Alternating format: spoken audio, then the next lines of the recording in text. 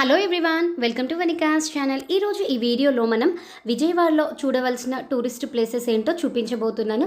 So first Vijayawada అనగానే అందరికీ గుర్తొచ్చేది ఆ కనకదుర్గమ్మ వారి గుడి అండి.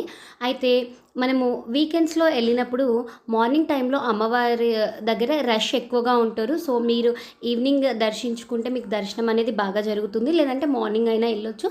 సో సెకండ్ వచ్చేసి ప్రకాశం బ్యారేజ్. ఈ ప్రకాశం బ్యారేజ్ అనేది అమ్మవారి టెంపుల్కి చాలా దగ్గరగానే ఉంటుందండి. ఇదంతా కూడా మనకి బ్యారేజ్. సో వాటర్ తక్కువగా ఉన్నప్పుడు బ్యారేజ్ అంతా ఇలా కనబడుతుంది, వాటర్ ఎక్కువగా ఉన్నప్పుడు ఫ్లోటింగ్ అయితే చాలా బాగుంటుంది.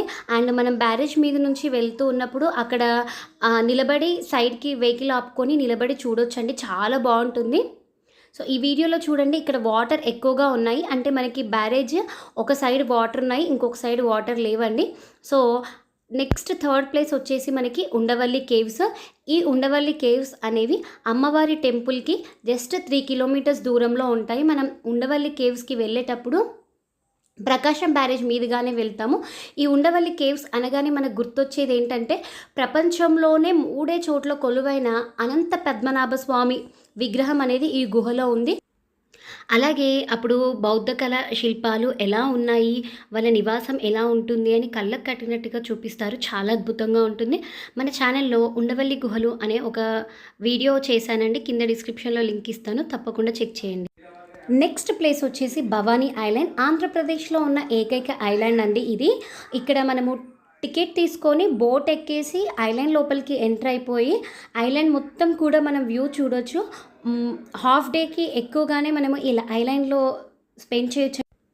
ఈ భవానీ ఐలాండ్లో పిల్లలతో పాటు పెద్దలు కూడా చాలా బాగా ఎంజాయ్ చేస్తారండి. ఒక హాఫ్ డే కంప్లీట్గా మనం టైం స్పెండ్ చేసి నిదానంగా చూసుకుంటూ వెళ్తే చాలా గేమ్స్, వాటర్ రైడింగ్స్ చాలా బాగా ఉంటాయండి. ఈ భవానీ ఐలాండ్లో మెయిన్గా అట్రాక్ట్ చేసేది robotic zoo park, maze garden, అద్దాల మహల్. ఈ 3 చాలా చాలా బాగా అట్రాక్ట్ చేస్తాయండి. అంతేకాకుండా కొత్తగా ఈ మధ్యలో ఈ భవానీ ఐలాండ్లో cycling, zip lines, spider nets అని ఇలా డిఫరెంట్ గేమ్స్ని అయితే ఇంట్రడ్యూస్ చేయడం జరిగింది. బోటింగ్ కూడా ఉంటుందండి మనకి, స్పీడ్ బోటు. అలాగే ఎవరైనా దూరం నుంచి వచ్చిన వాళ్ళు ఐలాండ్లో 1 or 2 days స్పెండ్ చేయడానికి మనకి ఇక్కడ కాటేజెస్ కూడా ఉంటాయి. సైకిల్స్ కూడా రెంట్కే ఇస్తారు. మనం మార్నింగ్ స్పెండ్ చేసినప్పుడు కానివ్వండి, నార్మల్గా అయినా సైకిల్స్ రెంట్ తీసేసుకొని మొత్తం కూడా ఐలాండ్ మొత్తం సైక్లింగ్ చేయడానికి సైకిల్స్ కూడా రెంట్ ఇస్తారు. చాలా బాగుంటుందండి. మనకి చాలా రకాల గేమ్స్ ఉంటాయి. వాటికి ఎలాంటి గేమ్కి ఎంత మనీ చార్జ్ చేస్తారు, ఎలా వెళ్ళాలి, ఎలా మనము ఇక్కడ స్పెండ్ చేయడానికి అవకాశం ఉందని కంప్లీట్గా ఎక్స్ప్లెయిన్ చేస్తూ నేను 2 వీడియోలు చేశానండి. ఆ 2 వీడియోల లింక్స్ కూడా డిస్క్రిప్షన్లో ఇస్తాను, మీకు ఇంట్రెస్ట్ ఉంటే చెక్ చేయండి. ఎప్పుడైనా కూడా మనం ఒక కొత్త ప్లేస్కి వెళ్ళినప్పుడు అక్కడున్న ఫెసిలిటీస్ ఏంటివి, ఎలా ఉంటుంది అనేది కూడా కంప్లీట్గా మనం ముందే తెలుసుకొని వెళ్ళామనుకోండి, మనము ఈజీగా వెళ్ళిపోవచ్చు. ఇది Bhavani island part 1 thumbnail. And Bhavani ఐలాండ్లో పార్ట్ 2లో వచ్చేసి maze garden, robotic zoo park, అద్దాల మహల్, వీటినన్నిటిని చూపించాను. నెక్స్ట్ ప్లేస్ వచ్చేసి బాపు మ్యూజియము. ఈ మ్యూజియంలో మనం మెయిన్గా చూసేది ఏంటంటే, మన జాతీయ పతాకాన్ని, ఇండియా ఫ్లాగ్ ఏదైతే ఉందో దాన్ని రూపొందించిన పింగళి వెంకయ్య నాయుడు గారు గాంధీజీ గారికి ఈ ప్లేస్లోనే ఆ ఇండియన్ ఫ్లాగ్ని ప్రజెంట్ చేయడం జరిగిందండి.